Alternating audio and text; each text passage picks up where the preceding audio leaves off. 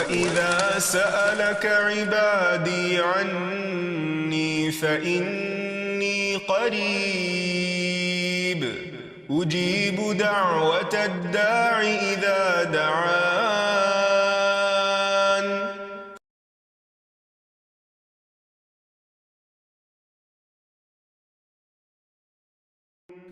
نحمده ونصلي على رسوله الكريم اما بعد فاعوذ باللہ من الشیطان الرجیم بسم اللہ الرحمن الرحیم رب اشرح لي صدری ويسر لي امری واحلل عقدۃ من لسانی یفقہوا قولی. السلام علیکم ورحمۃ اللہ وبرکاتہ. ناظرین، پروگرام دعا کیجیے کے ساتھ آپ کی خدمت میں حاضر ہیں. آج ہم انشاءاللہ رنج و غم سے ازالے کی دعائیں آپ کے ساتھ شیئر کریں گے کہ انسان جب اپنے دل میں کسی بھی چیز کے بارے میں کوئی غم یا پریشانی محسوس کر رہا ہو تو اس کو دور کرنے کے لیے، اس کے ازالے کے لیے کن الفاظ سے اپنے رب کو پکارے، کیونکہ رب کے سوا اور کون ہے جو کسی بے قرار کی سننے والا ہو. قرآن مجید میں اللہ تعالیٰ فرماتے ہیں اَمَّن يُجِيبُ الْمُضْطَرَّ إِذَا دَعَاهُ وَيَكْشِفُ السُّوءَ. پھر بھلا بتاؤ وہ کون ہے جو بے قرار کی، مضطر کی پکار سنے اور اس سے تکلیف کو ہٹا دے. وہ صرف اللہ سبحانہ وتعالیٰ ہی ہے، اور ہمارے دل بھی اسی کے ہاتھ میں ہیں. وہ جس طرف چاہے ان کو پھیر دے، کیونکہ بعض اوقات انسان ہر چیز کے ہوتے ہوئے، ہر نعمت کے ہوتے ہوئے اپنے دل کے اندر ایک غم، ایک ڈپریشن، ایک تکلیف محسوس کرتا ہے.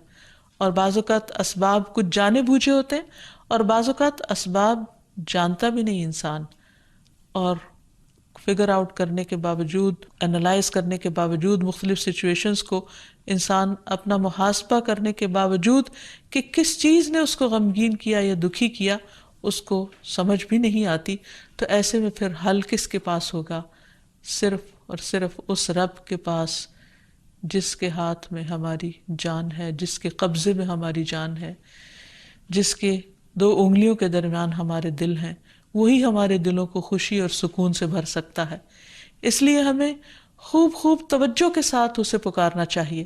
حدیث میں آتا ہے، ابو ہریرہ کی روایت ہے، رسول اللہ صلی اللہ علیہ وسلم نے فرمایا، جو مسلمان اپنا چہرہ اللہ عز و جل کے سامنے گاڑ کر کسی چیز کا سوال کرتا ہے، اللہ اسے وہ چیز ضرور عطا فرماتا ہے، خواہ وہ اسے جلدی عطا کرے یا اس کے لیے ذخیرہ کر کے رکھ لے، یعنی آخرت کے لیے.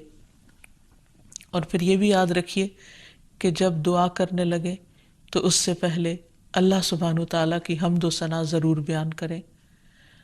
تسبیحات کی کئی قسمیں ہیں، حمد و ثنا کے کئی الفاظ ہیں. آج ہم کچھ نئے الفاظ دیکھیں گے کہ کس طرح ایک صحابی نے نماز کے دوران جب نبی صلی اللہ علیہ وسلم نے رکوع سے سر اٹھایا تو انہوں نے یہ الفاظ پڑھے، بے ساختہ، بے اختیار اللہ کی تعریف کے الفاظ، ربنا ولک الحمد حمدا کثیرا طیبا مبارکا فیہ.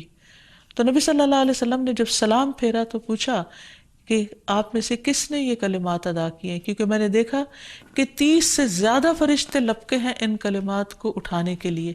یعنی اتنے زیادہ یہ الفاظ پسندیدہ تھے، یہ کلمات اتنے خوبصورت تھے. تو اس لیے نماز کے اندر بھی، رکوع کے بعد بھی یہ دعا پڑھی جا سکتی ہے، اور عام حالات میں بھی جب ہم اللہ تعالیٰ سے کچھ مانگنے لگیں تو اس وقت اللہ تعالیٰ کی حمد و ثنا کے طور پر بھی اس تسبیح کو پڑھا جا سکتا ہے. اور پھر اسی طرح ایک اور تسبیح بھی ہے، اللہم ربنا لک الحمد ملء السماوات وملء الارض وملء ما شئت من شیء بعد.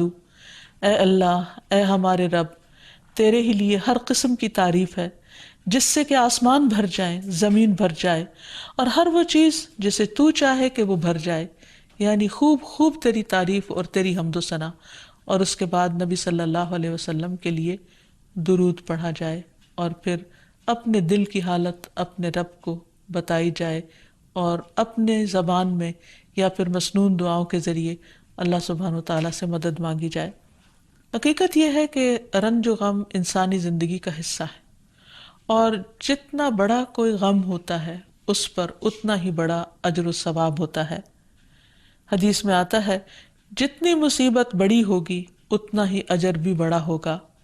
اور جب اللہ کسی قوم سے محبت کرتا ہے تو ان کو آزمائش میں مبتلا کر دیتا ہے۔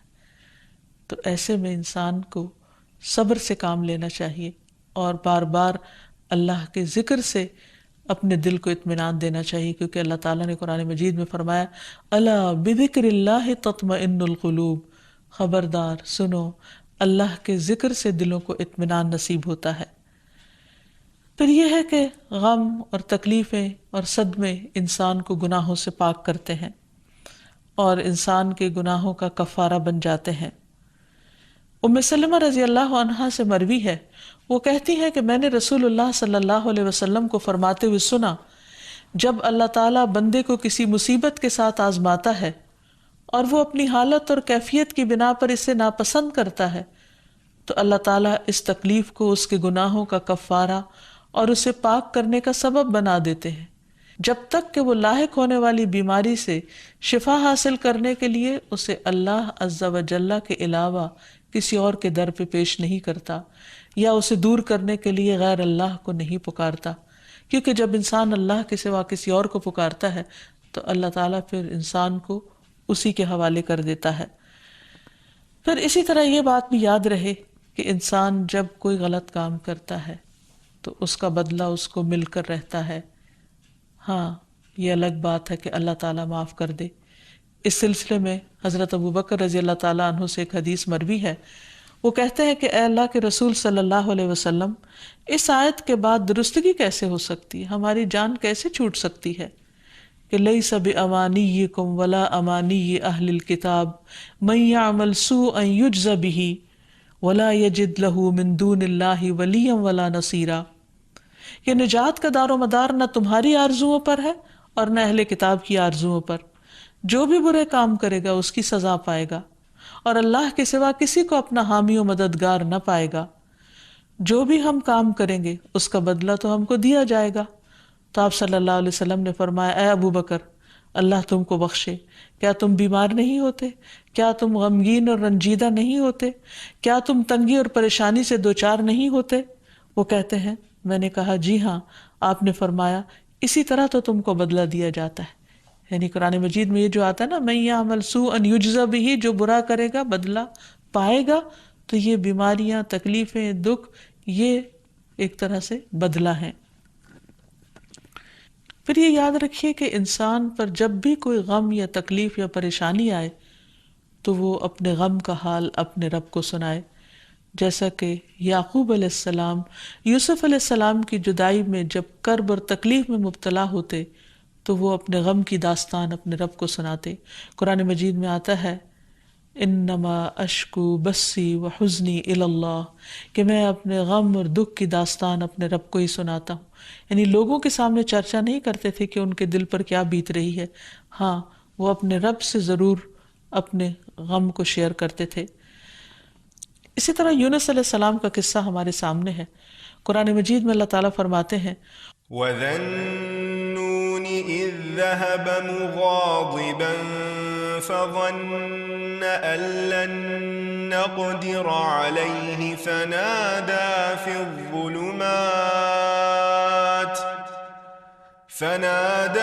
الظُّلُمَاتِ أَن لَّا إِلَٰهَ إِلَّا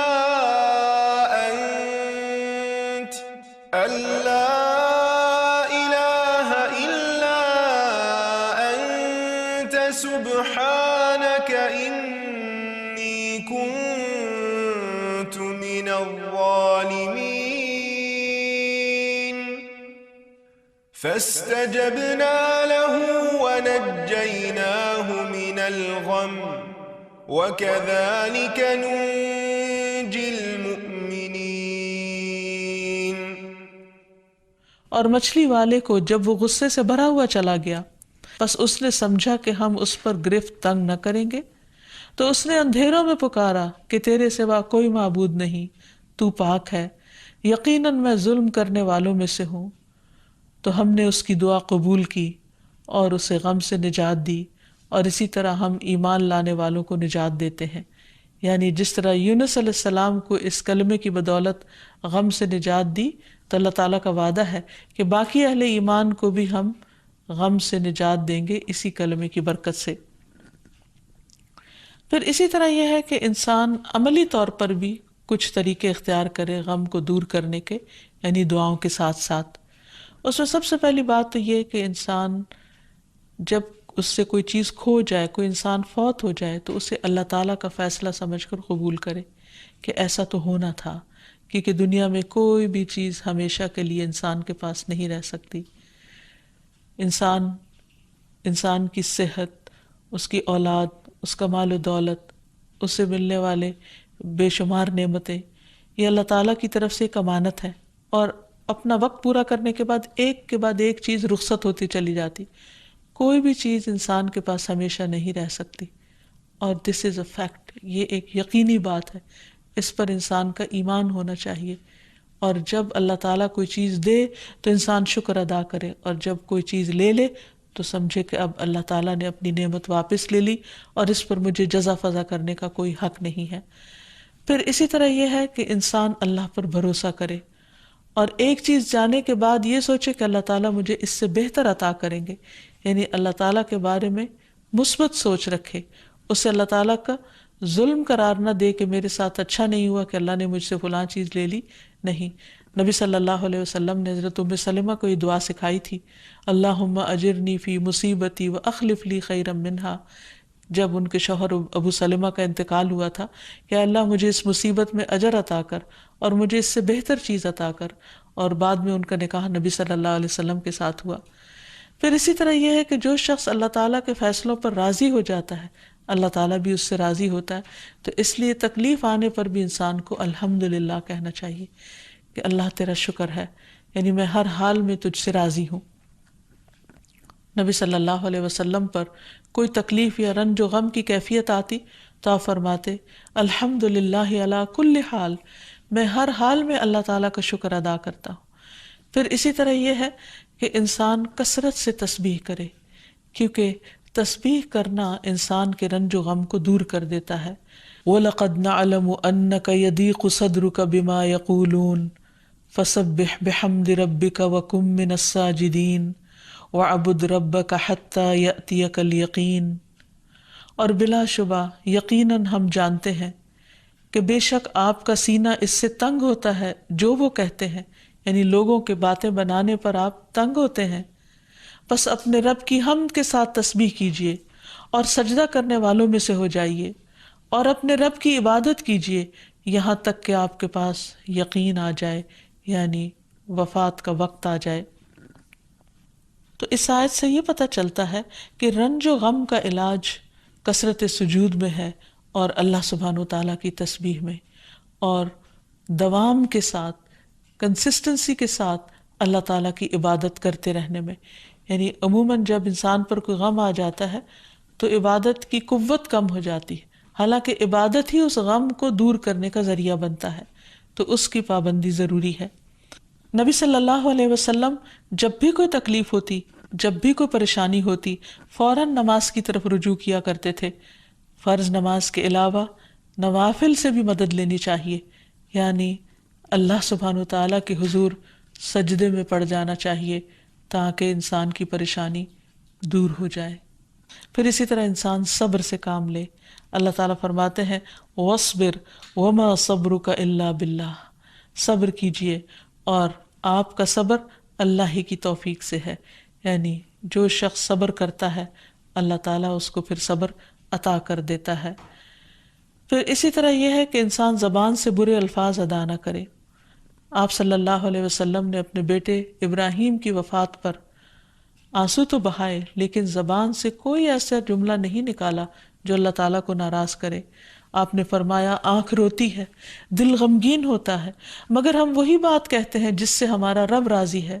اے ابراہیم، ہم تمہاری جدائی کے سبب غمگین ہیں، یعنی ہمیں دکھ ضرور ہے لیکن زبان سے کوئی ایسی بات نہیں کریں گے جو اللہ تعالیٰ کو ناراض کرنے والی ہو۔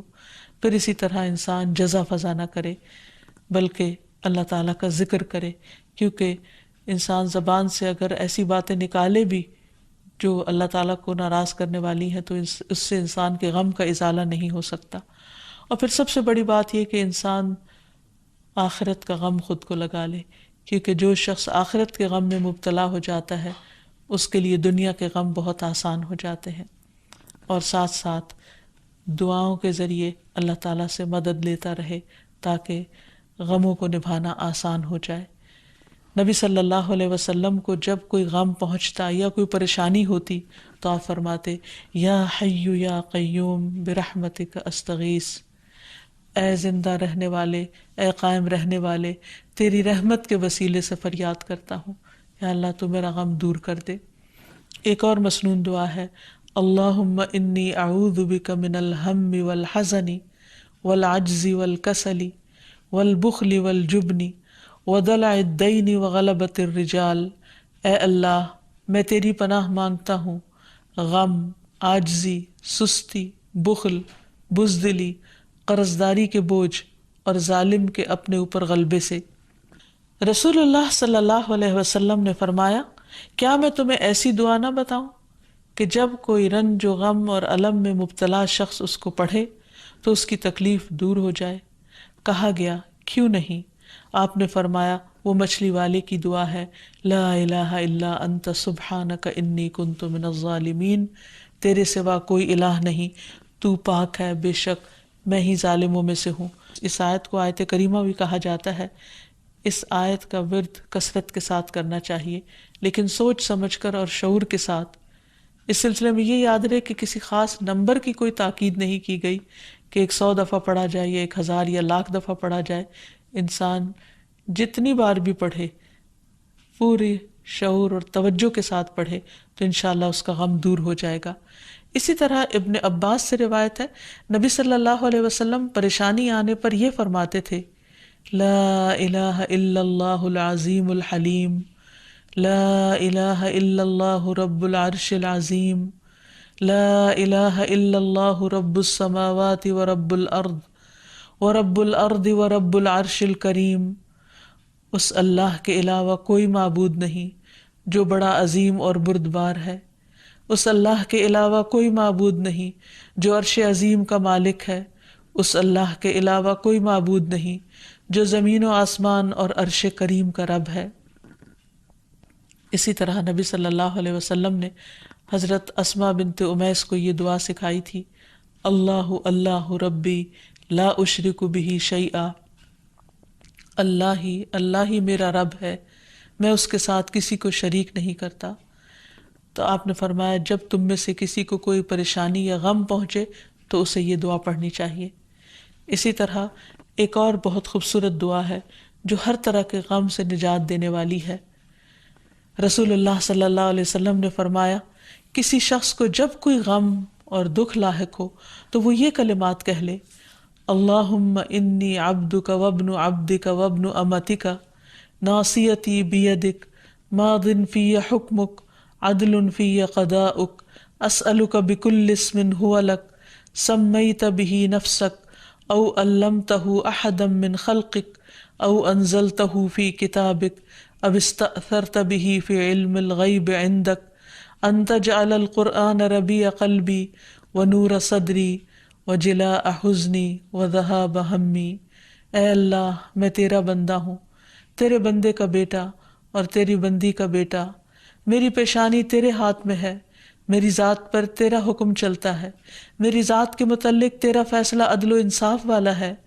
میں تجھے تیرے ہر اس نام کا واسطہ دے کر کہتا ہوں جو تو نے اپنے لیے خود تجویز کیا یا اپنی مخلوق میں سے کسی کو وہ نام سکھایا یا اسے اپنی کتاب میں نازل فرمایا یا اسے اپنے پاس علم غیب میں ہی اسے محفوظ رکھا، کہ تو قرآن کو میرے دل کی بہار، سینے کا نور، غم میں روشنی اور پریشانی کی دوری کا ذریعہ بنا دے، تو اللہ تعالیٰ اس شخص کا غم دور کر دیں گے اور اس کی جگہ کشادگی پیدا کر دیں گے۔ کسی نے پوچھا کہ اللہ کے رسول صلی اللہ علیہ وسلم کیا ہم اس دعا کو سیکھ نہ لیں؟ فرمایا کیوں نہیں، جو بھی اس دعا کو سنے اس کے لیے مناسب ہے کہ وہ اسے سیکھ لے۔ یعنی ہر شخص کسی نہ کسی طرح غم میں سے گزرتا ہے اور اس کو اس کی ضرورت پڑ سکتی ہے، اس لیے اسے سیکھ لینا چاہیے۔ اسی طرح کرب کے وقت نبی صلی اللہ علیہ وسلم جب کسی پر دم کرتے تو یہ دعا پڑھا کرتے تھے، امسح البأس رب الناس بیدک الشفاء لا یکشف الکرب الا انت، اے لوگوں کے رب اس کی تکلیف کو دور فرما، شفا تیرے ہی ہاتھ میں ہے، اس تکلیف کو تیرے سوا کوئی دور نہیں کر سکتا۔ تو گویا انسان کسی بھی غم، گھٹن، پریشانی، تنگی، تکلیف میں اپنے رب سے خوب خوب دعا کرے، اس یقین کے ساتھ کہ یہ تکلیف صرف وہی دور کر سکتا ہے، اور جب یقین کے ساتھ دعا کرے گا تو دعا قبول بھی ہوگی۔ تو اللہ تعالیٰ سے دعا ہے کہ وہ ہمارے سب کے دلوں کو قرآن کے نور سے منور کر دے اور غموں کے اندھیروں کو دور کر دے اور ہمارے دلوں کو راحت اور اطمینان نصیب فرمائے۔ وآخر دعوانا ان الحمد للہ رب العالمین۔ السلام علیکم ورحمۃ اللہ وبرکاتہ۔ ولم أكن بدعائك رب شقيا